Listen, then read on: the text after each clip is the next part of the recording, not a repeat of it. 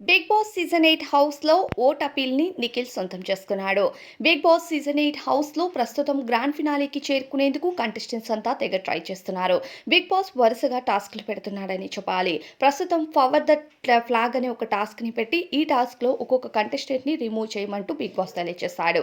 ఈ టాస్క్ పూర్తయ్యేసరికి చివరిగా రోహిణి మరియు అవినాష్ ఈ టాస్క్‌లో విన్నర్స్‌గా నిలిచారు. ఇక మరో టాస్క్‌లో విష్ణుప్రియ గెలవగా ఈ వారం విష్ణుప్రియ ఓట్ అపీల్‌ని రిక్వెస్ట్ చేసుకునే అవకాశం బిగ్ బాస్ విష్ణుప్రియకు ఇచ్చారు.